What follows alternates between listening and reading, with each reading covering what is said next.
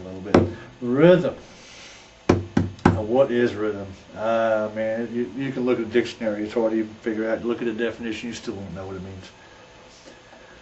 Take 4 measures per beat. We're going to work with 4/4. That would be your time signature if you were looking at it on a sheet of music.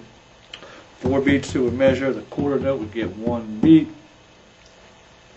Now we're going to be dealing in eighth notes. So your rhythm basically just is certain beats would get accented, give you a different rhythmic feel.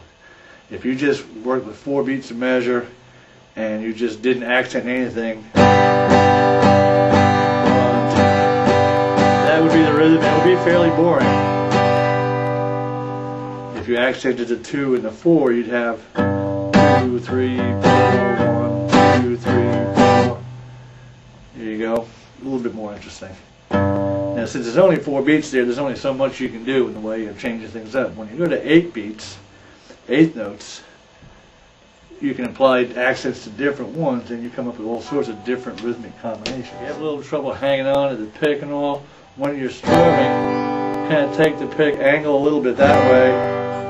A lot of people are going to need to hold arm up and down. Very tiring. You can kind of rotate. I don't really move my arm a lot. I'm really moving more my forearm. Rotating just like if your hands were wet and you were shaking them off. Okay? And when you go down, the pick ankles come up and angles the other way. So you're not getting all that resistance against the string. So you kind of roll your hand. Down, up, down, up. Now when we're looking at these exercises, you see the little arrows pointing down and there's little arrows pointing up. That just means down and up.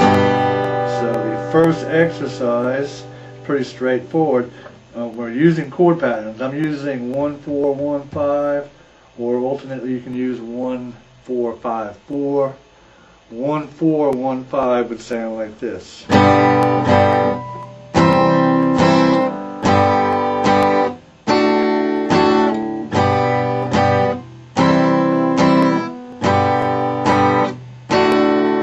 Exercise 1, by the way. 1, 2, 3, 4, 1, 2. No accents on any beats, just straightforward. If you did that with 1 4 5 4, it would sound like this.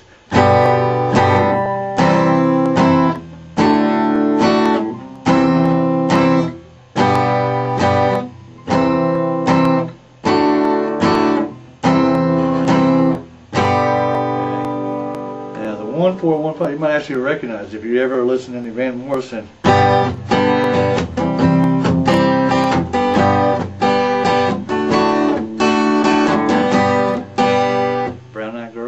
And of course 1 4 5 4.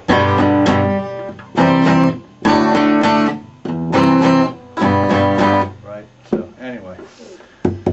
Okay, this exercise 2 here is again straightforward, just down, up, 1 4 1 5.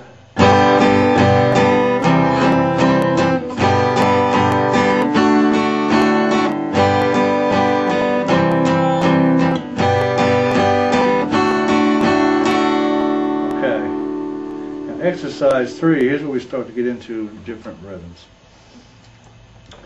Now I'm going to do this slow. I'm going to use 1 and 2 and 3 and 4 and so we can designate the eighth notes.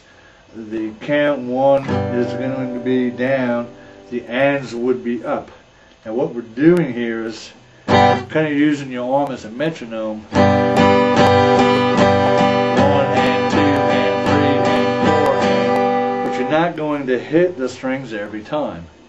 So in this exercise what we have is 1 and 1 and 4 and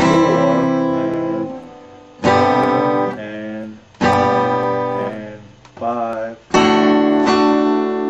It sounds like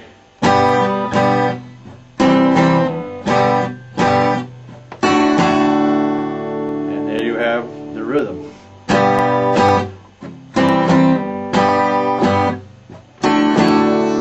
That to the 1 4 pattern, you have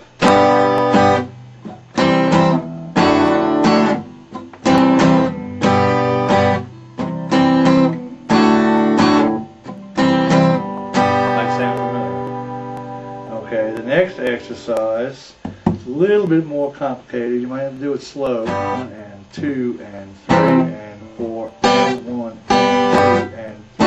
and 3. Let's get that slowly. 1 and 2 and 3 and 4 and 1 and 2 and 3 and 4 and 1 and 2 and 3. Do it fast. The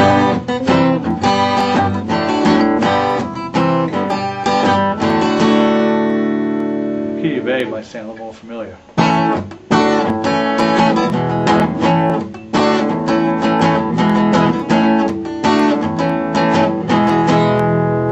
Even faster.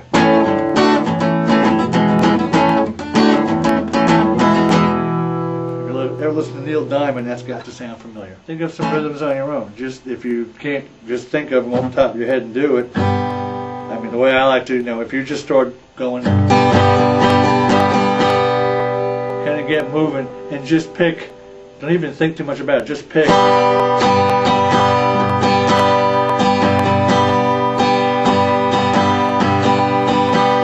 if you're counting in your head, 1, 2, 3, 4, and 1.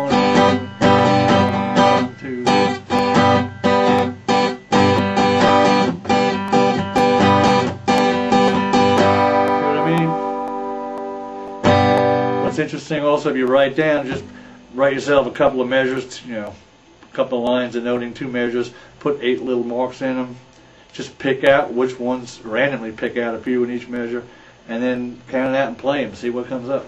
Sometimes you come up with some interesting stuff.